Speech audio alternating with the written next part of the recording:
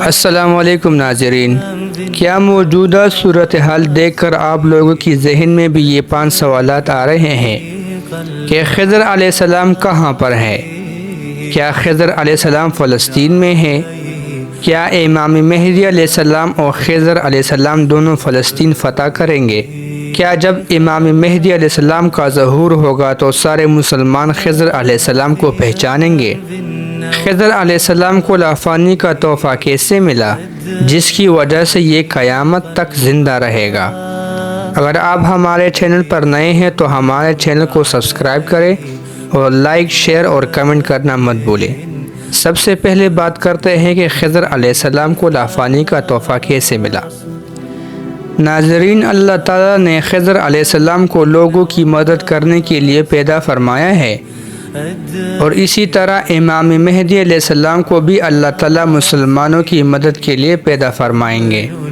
بعض علماء کرام نے قرآن و حدیث سے یہ ثابت کیا ہے کہ امام مہدی علیہ السلام پیدا ہو چکے ہیں اور 2024 یا 2025 میں ان کا ظہور ہوگا۔ امام مہدی علیہ السلام کے ظہور کے بارے میں ویڈیو پہلے بن چکی ہے جس کا لنک ڈسکرپشن میں موجود ہے، آپ کے رونگٹے کھڑے ہو جائیں گے، ایک بار غور سے ضرور دیکھیے گا۔ ناظرین، خضر علیہ السلام کا اپنا نام بلیہ بن ملکان ہے اور کنیت اس کی ابو العباس ہے۔ اس کو خضر علیہ السلام اس لیے کہا جاتا ہے کہ یہ جہاں پر بیٹھتے تھے وہ جگہ سبز ہو جاتا تھا، اس لیے اس کو خضر علیہ السلام کا لقب دیا گیا، اور یہ ذوالقرنین علیہ السلام کا خالہ زاد بھائی تھا۔ ذوالقرنین علیہ السلام کو تو آپ لوگ جانتے ہوں گے۔ ذوالقرنین علیہ السلام وہ ہے جس نے پوری دنیا کا سفر کیا تھا اور پوری دنیا پر بادشاہت کی تھی۔ ناظرین، ذوالقرنین علیہ السلام کے ساتھ رفاتیل نام کا ایک فرشتہ رہا کرتا تھا۔ ایک روز انہوں نے اس فرشتے سے دریافت کیا کہ آیا اسے معلوم ہے کہ روئے زمین پر کوئی ایسا چشمہ ہے جسے آب حیات کہا جاتا ہے؟ آب حیات وہ پانی ہے جس کو بندہ پی کر قیامت تک کے لیے زندہ ہو جاتا ہے۔ تو ذوالقرنین علیہ السلام کو یہ تمنا ہو گئی تھی کہ میں یہ پانی پی لوں اور ہمیشہ کے لیے زندہ رہوں۔ تو رفاتیل نامی فرشتے نے اس چشمے کی نشاندہی بتا دی، تو ذوالقرنین علیہ السلام اس چشمے کی تلاش میں روانہ ہوئے اور خضر علیہ السلام کو رہنمائی کے لیے آگے آگے رکھا۔ لیکن جب وہ سرزمین ظلمات کی وادی میں پہنچے تو خضر علیہ السلام نے آگے بڑھ کر اس چشمے کا پانی پی لیا، لیکن ذوالقرنین علیہ السلام کو اس جگہ کا پتہ نہیں بتایا۔ البتہ ذوالقرنین علیہ السلام اپنے لشکر میں لوٹ کر گئے تو مذکورہ بالا فرشتے نے ان سے کہا کہ خضر علیہ السلام ایک پتھر دے گئے ہیں۔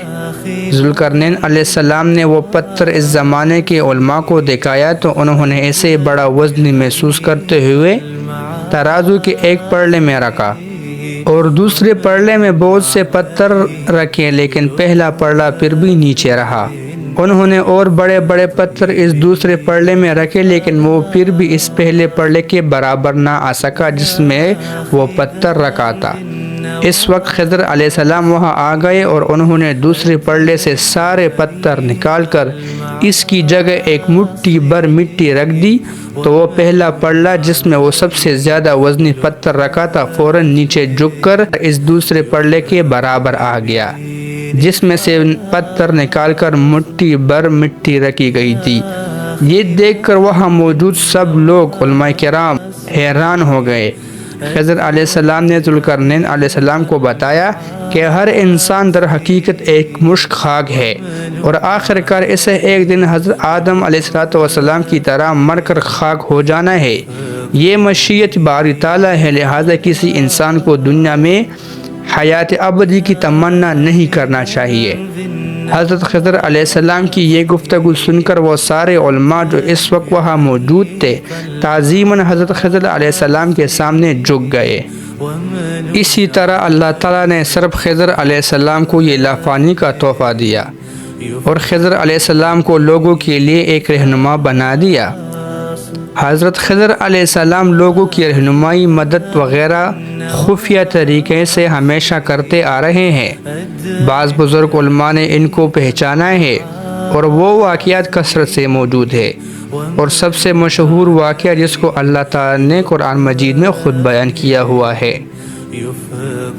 اب قابل غور بات یہ ہے کہ جب خضر علیہ السلام کو اللہ تعالیٰ نے اپنے بندوں کی مدد کے لیے لافانی کا تحفہ دیا ہے، تو موجودہ صورتحال کو دیکھا جائے تو سب سے زیادہ مدد کے لائق تو فلسطین ہے۔